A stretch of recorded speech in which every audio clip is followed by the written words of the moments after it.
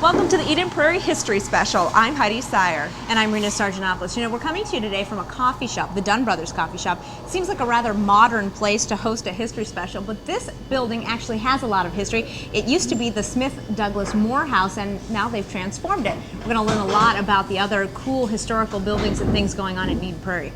Eden Prairie city employees are also an important part of our history. We'll meet several of them today as well. But first, let's find out how exactly did Eden Prairie come to be? It's not just the faces and places, but the stories that make up our history. They would go to Miller's store, and that's where they had their parties. They had a piano upstairs, and people would go there for ice cream in the evening, and it was very much a place where people enjoyed getting together. It was the town hall at that time. Many people think of Eden Prairie as a relatively new suburb, but the truth is it's been more than 150 years in the making. It really began in the 1850s when it was the town of Hennepin down by the river, and people slowly worked their way up the bluff, and by the time the train came through in the 1870s, we became Eden Prairie.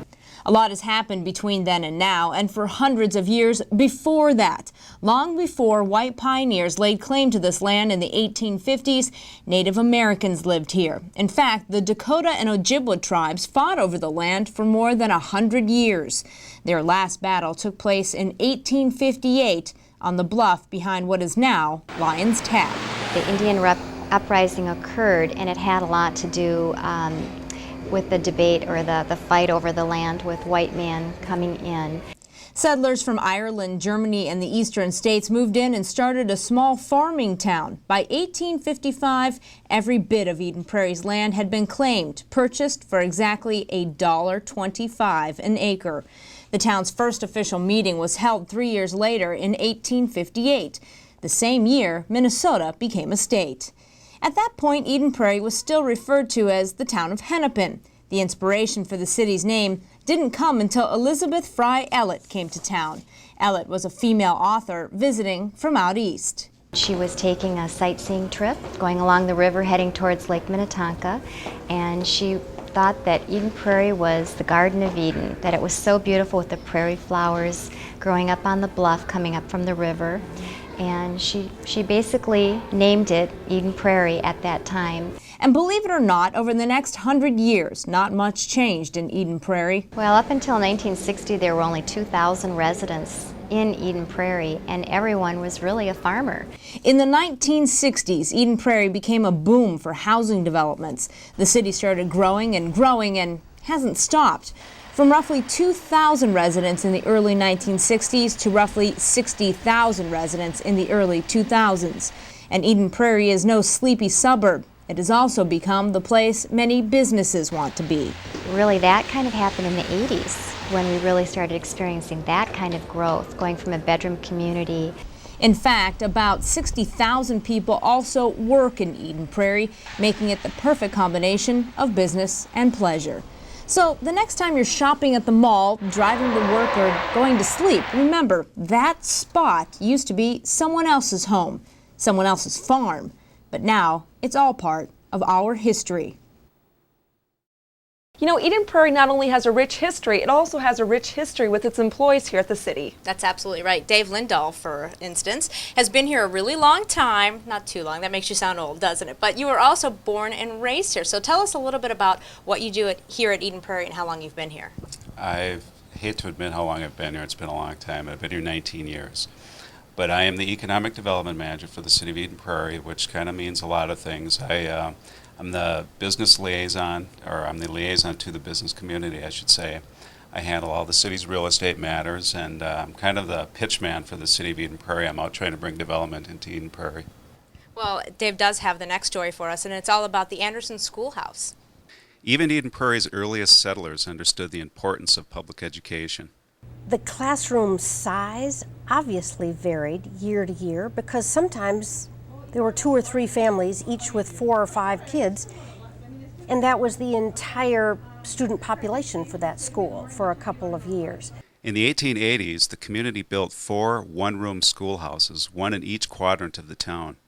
Of those 4 buildings, the Anderson Schoolhouse is the only one that still exists.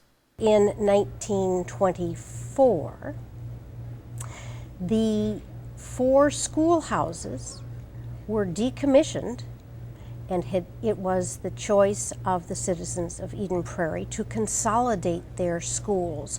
So the big brick building up on Schoolhouse Road was built, and that became the consolidated school. The schoolhouse got its name from the simple fact that it was built on land owned by James Anderson, one of the community's first settlers, but it didn't remain there. The Anderson schoolhouse was sold to a fellow named Truman Beggs, and he turned it into a house. So he immediately started making renovations, and truly for the last 76 years this building has been remodeled and renovated so that it doesn't look like a schoolhouse at all anymore. Truth be told, it doesn't look much like a house anymore either. It was moved to Riley Lake Road in 1980 and has basically been abandoned since 1998. Broken windows and missing doors have left the historic building in much need of repair. But this was something that was owned by the community. There aren't any other community buildings that have been preserved. So the Eden Prairie Historical Society stepped in to help. While it isn't usually its mission to restore historic buildings, the society felt it was the schoolhouse's only chance. The budget that we developed was $175,000, and that would be to move it, to renovate it, and to, you put old desks in it and have it all ready to go. The Historical Society is in the process of raising money to make it happen. The goal is to get the restoration finished by July of 2007, and once it's complete, it will sit right across the street from Oak Point School on Starring Lake Parkway.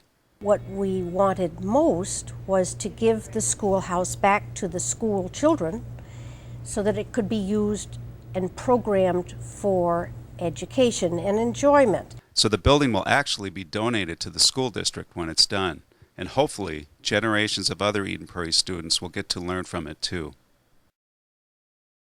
The Historical Society is selling engraved bricks to raise money for the restoration of the old schoolhouse. These bricks will then be used to pave the way to the old building.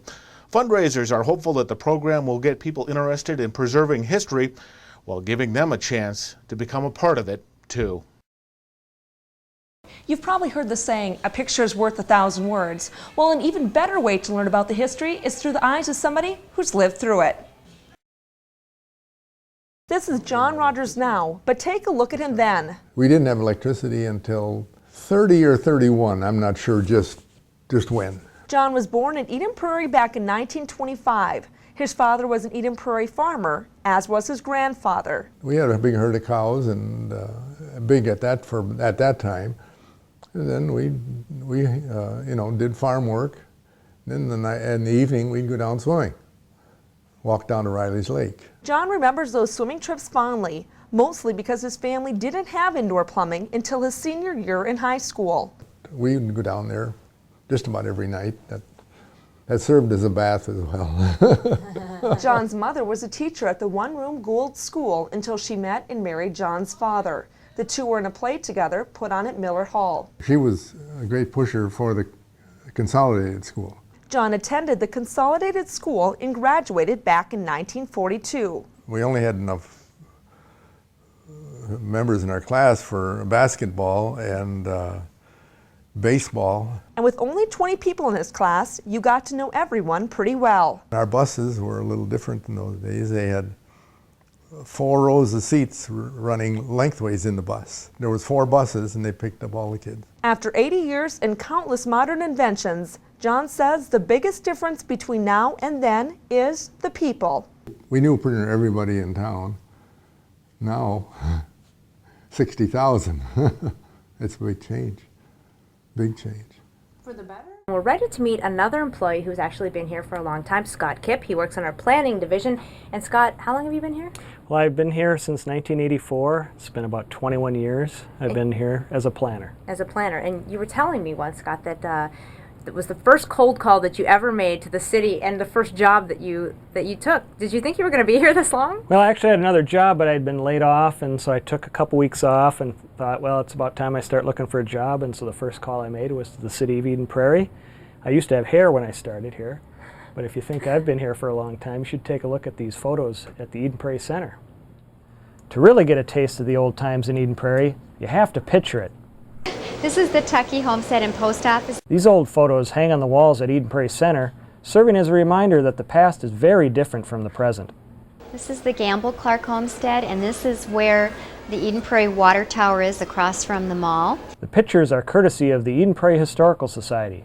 The organization's president, Kathy Case, says they are a great educational tool, especially for those who think of Eden Prairie as a new community. Well, I think that we really do have a very rich history here in Eden Prairie, and I think people don't realize that because they don't see the old downtown. They don't see the old Main Street. Well, there may not be an old Main Street, but the area was certainly well traveled by pioneers.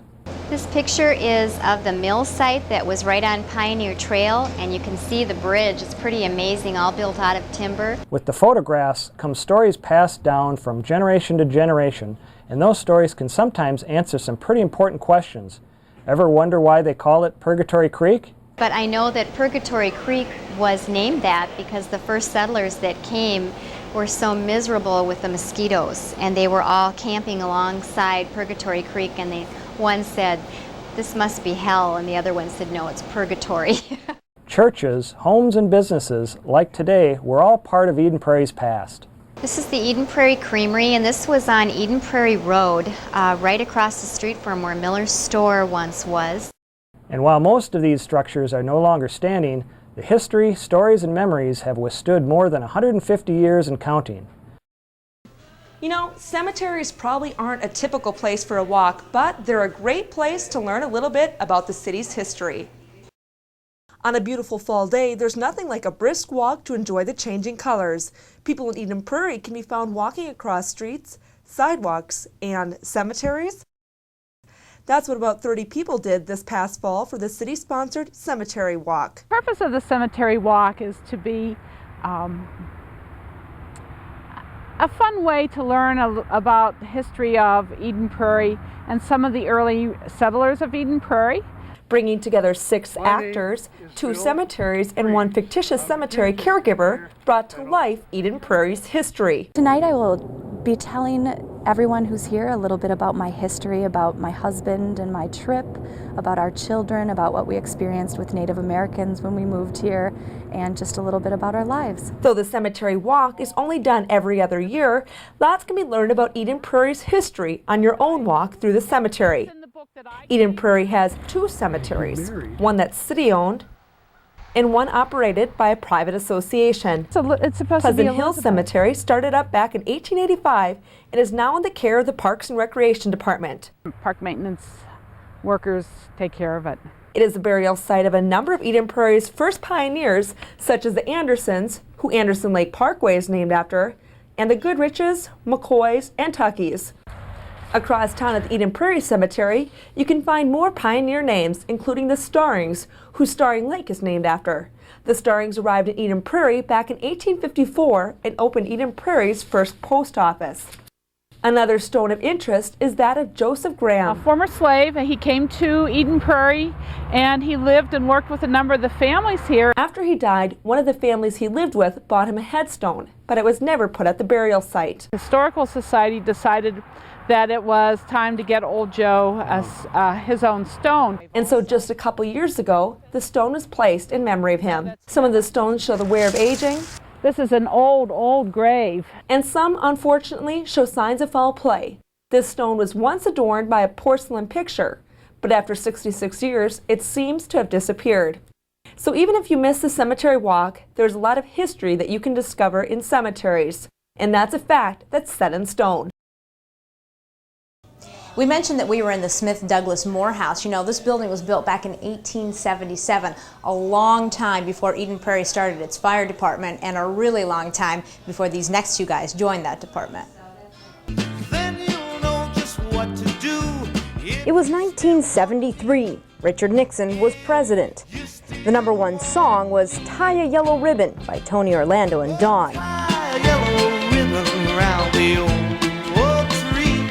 And Chuck Shateberger and John Hobbs had just turned 18 years old. We were still in high school and we were able to get up out of class and go to fire calls.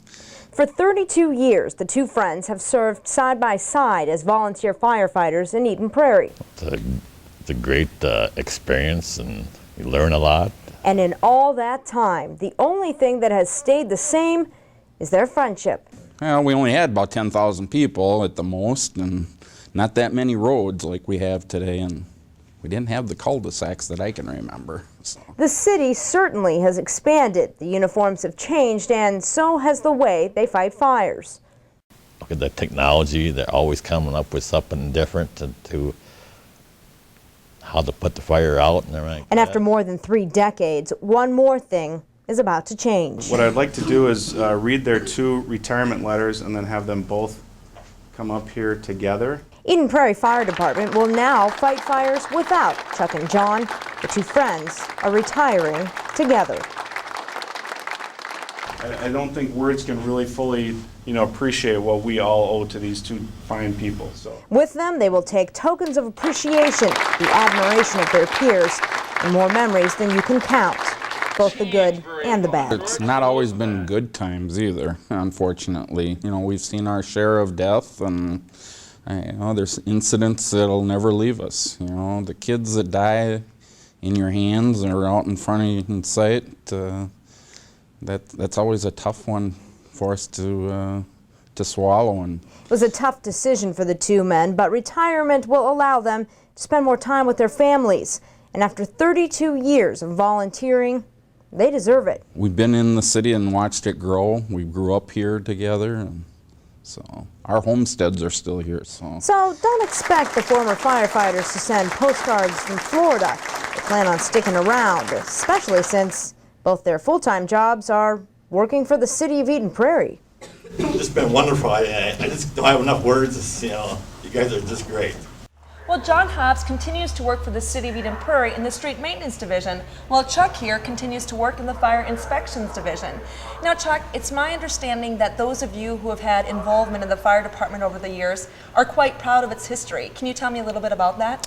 Well, yeah, the fire department itself is like a second family. We respond to calls, we train together, and some of the calls last a long time, so sometimes you eat together, and sometimes we even do social things together. So, like I say, it's a big second family for us. Well, now, even though you've been around here for a long time, the fire department has been going a lot longer. It started up back in 1967. For nearly 40 years now, the city of Eden Prairie has been served by a very dedicated group of volunteers.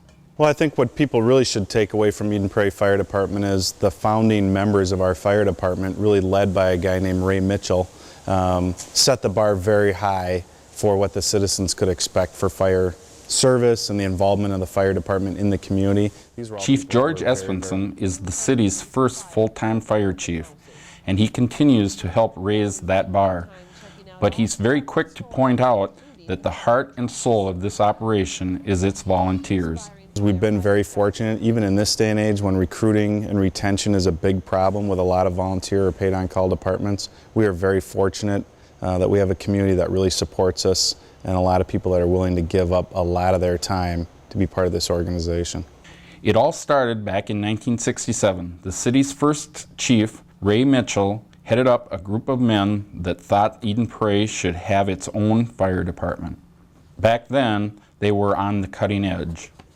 The Jaws of Life, back in the late 60s and early 70s, that was a tool that most departments didn't have. You had to go mutual aid for that, and Eden Prairie got one of the original tools, and then they worked with WCCO, and they created actually a training video for other departments to use to train them on the use of this, what was then a very advanced technology. And when Ray left, I joined in the fall of 1977. There was someone else elected to carry on that tradition. I would say that on top of my normal job, excluding emergency calls, I probably put in another 20 plus, sometimes 30 plus hours a week, easy. Yeah. Ron Johnson was the city's second volunteer chief. During his tenure, he established policies and procedures that are still followed to this day. I felt at the time my job was to plant seeds.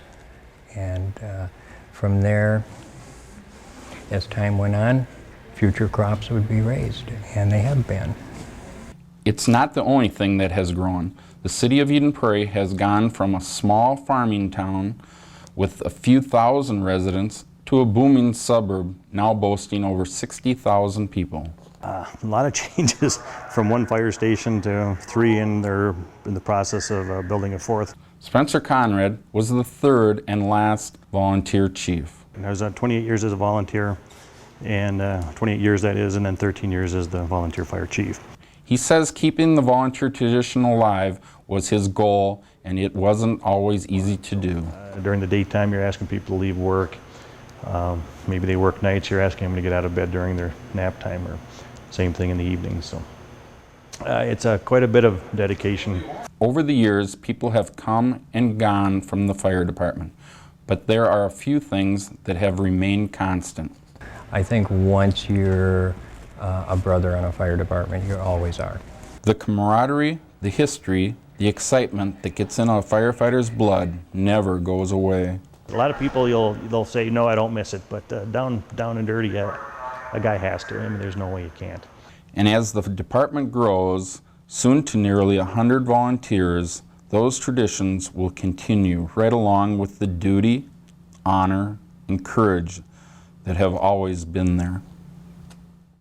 Joining us now is Wes Dunsmore. He's been with the city for a very long time, helping to keep our streets clean and clear and safe. Wes, how long have you been with the city? I've been with the city of Eden Prairie for 34 years now. Long time. Tell us what you do with all this stuff. Well, what you see right behind us here is a snow blower that we use on our trails in the winter months, and we use it on skating rinks, parking lots, wherever it's needed. And in the summer, you're keeping the grass cut? Grass cut, a lot of athletic fields, beaches, everything in our parks is all taken care of by our department down here. So you make sure everyone has lots of fun around here, don't you? Yes. All right. Well, Wes also has our next story where he talks about the presidents of the Historical Society. There was only one reason Helen Anderson came to Eden Prairie years and years ago. It was love. That's all I can say. Helen was in love with and married Calvin Anderson. His family was one of the first in Eden Prairie and a big reason why they became so involved in the city's history. I gathered a group together that were members of the first families in Eden Prairie, all I could find. And we met in our home, and we organized the Eden Prairie Historical Society. Helen not only started the Historical Society in 1967, she also documented the city's first 100 years. In my house, I had boxes all over with material that I had gathered, you know, from interviews and so forth. And one day my husband said, oh, why don't you write a book and put it all in a book and get rid of all this stuff? So she did, but soon it was time to hand over the reins. But fortunately, there was someone who would take it on, and it was Marie Wittenberg. I really didn't want to do this, but Helen was at a point in her life where she wanted to give it up, and so they talked about just closing it down. Despite her initial concerns, Marie went on to start the Historical Society's museum housed at the City Center. She began collecting all kinds of artifacts and had a hand in writing 2 books about Eden Prairie's history. You know, it just kind of gets in your blood. I just really kind of hated to step back, but it was time for a new group to take over. So I joined on in 1988, and by 1989 I was the vice president. I made the mistake of going to the restroom during a meeting. Kathy Case is a current president of the Historical Society. While not a native of Eden Prairie, she does care deeply about preserving the history of the community. To record documentation, to record the photographs and collect the artifacts. We're responsible for all of that, which is very helpful when we're doing historic preservation here in Eden Prairie. And very helpful for those who are curious about their community or their property. People are welcome to come down there and look at it and look at the pictures, and we can make copies for them if they're trying to research an area, or maybe they just bought a home and they want to find out what was once there, what farm used to be there. While the Historical Society has had a long history itself of longtime leaders, it is always looking for other people who want to join and help with the mission. Dunn Brothers Coffee isn't the only business in Eden Prairie that's housed in an old building. In fact, Pat Brink's going to tell us a story about the Flying Horse. Remember that old building? It may be hard to understand today, but the Flying Red Horse over this gas station is a community landmark. Back when Eden Prairie was a farming community, it was all farmland. Raspberries, strawberries, cattle farmers. And the biggest intersection in town was where Highways 5 and 212 once split. The Flying Red Horse over the mobile station was a key landmark. Oh, I remember. We knew where we were at when we came to the cities. Yeah, they're going by the old Flying Red Horse. We're almost there. So we'll stop in and have a good hamburger, hot beef and pork sandwich. And, the girls used to really make good hot beef and pork sandwiches. And great big ice cream cones. At State Fair time each year, the station saw a big increase in business thanks to the Flying Red Horse. When they had the fair over in St. Paul, everybody stopped at the old Y Cafe, and we were really swamped then with fairgoers, For the Jesse Schwartz family, this mobile station and the cafe or restaurant that's been next to it has been in their blood for more than 8 decades. They've seen the station change, cars and fashion change, and the food offerings have changed as well. After the Y Cafe, the restaurant became a country kitchen and then changed to Devani's. Change has been a part of this family's history in other ways also. As Eden Prairie has grown, the repair part of their business has moved, the bulk part of it has gone away, and the family's homes have been overtaken by new development. But Irene is philosophical about all the change. It's just hard to get around anymore, well, there's too many businesses. Well, can't stop progress, I guess. One thing that hasn't changed over all the years is the name of the company. It's still officially the W. Gordon Smith Company. It still goes by that name, W. Gordon Smith Company. Right. And Gordon managed it. And so we kept that name. Sure. I didn't change it to Schwartz because there was too much paperwork. So even with all the changes this family and this station have gone through over the years, it's good to know that the Flying Red Horse is still the place to fill up your gas tank and get a bite to eat.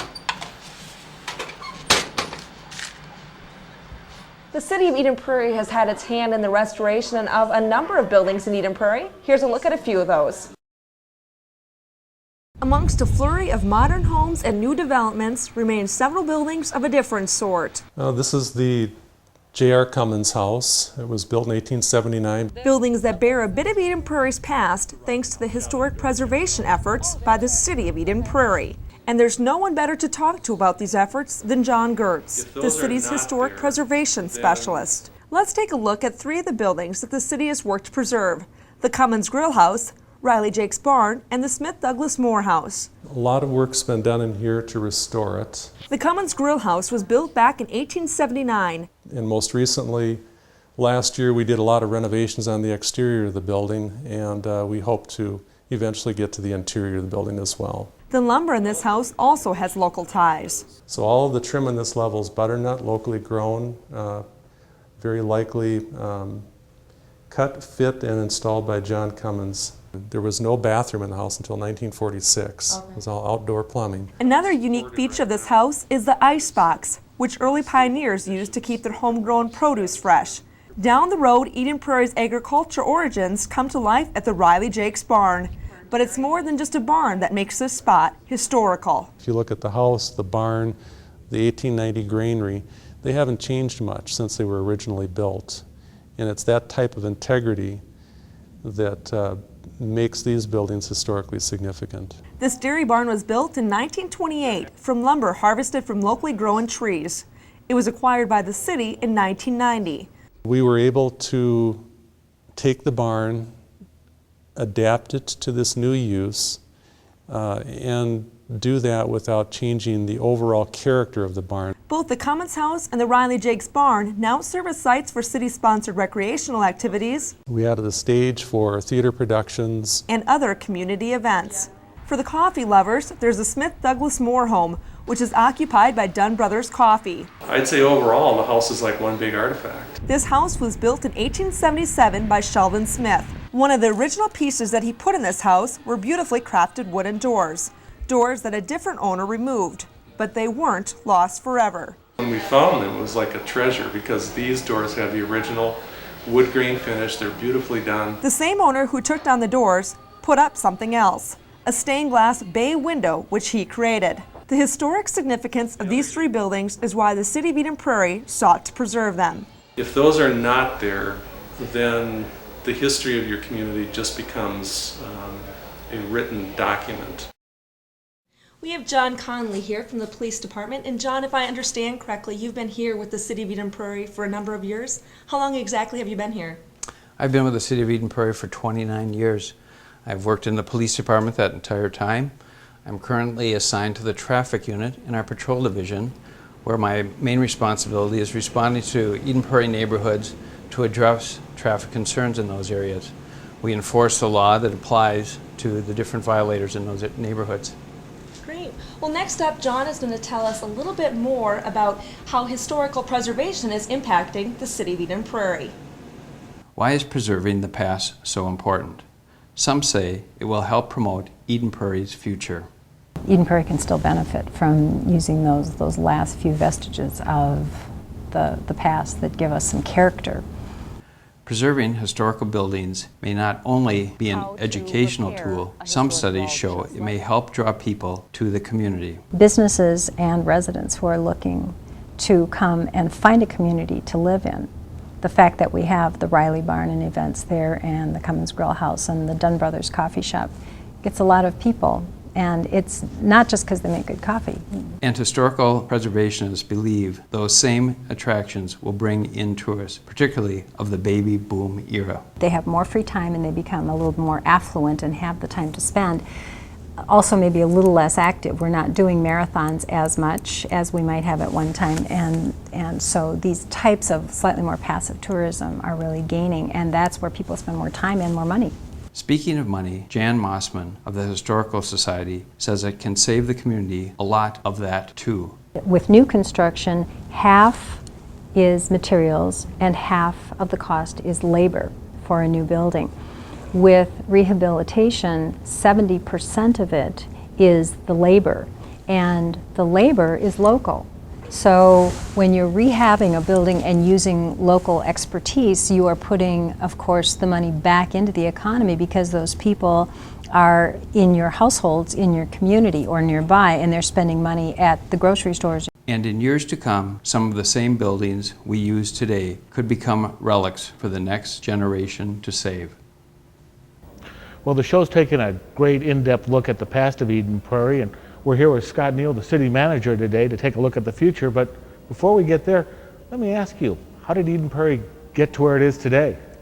Well, I think when you look around in Eden Prairie, it's pretty apparent, I think, from a quick view that this is a prosperous, busy community. It's a first-rate American suburb, not just in Minnesota, but I think in America. And we are the beneficiaries of really some progressive planning that was done by the farmers and kind of the small town people that started to put Eden Prairie together in the 50s and 60s when they were talking about incorporation, and then finally incorporating in the early 60s. But they laid out plans for how they wanted this city to develop and what their vision was for the future. As I think about the future of Eden Prairie, I think we also have a similar kind of burden, that we want to do good planning, we want to think about the future, and we want to give an Eden Prairie that's just as nice and prosperous today to our future generations here. Scott, what do you see as the future of Eden Prairie? Where are we going? We are trying to build a community here in Eden Prairie that is not a suburban bedroom community. We want it to be a full-service, full-range community where someone can live, they can work, they can play, they can shop, they can meet friends, and they can live a robust and happy life here. The city's recently done studies on the Golden Triangle and the MCA. Are those areas that are planned to be redeveloped? Those are two of the areas where we see most of the change occurring, and a lot of that is related to the value of the property in those areas. And in the Golden Triangle area where we are today, in this beautiful facility that is owned by Liberty Property Trust, this is an area surrounded by buildings that were built in the 60s and the 70s that were urban and suburban manufacturing, warehousing buildings at that time were state-of-the-art, but they're not state-of-the-art anymore. And the land on which they sit is becoming more and more valuable for new commercial buildings and even some forms of residential housing in the Golden Triangle area. So we see that kind of development coming here. In the major center area, we're beginning to see greater interest in commercial properties, especially retail properties. I think the Eden Prairie Center is always going to be the center of retail sales in Eden Prairie. We hope it will, and we're going to try to center a lot of our policies based on that.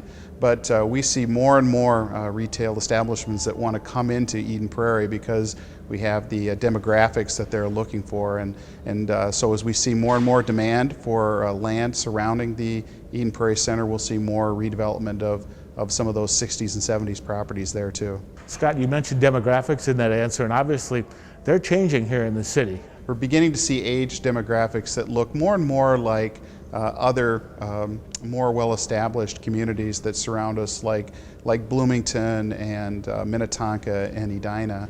And that has changes for the community as well in terms of what retail establishments want to be here, what kind of city services are offered for a community with a greater senior population than one with very few seniors in the population. So those are some things we take into account too.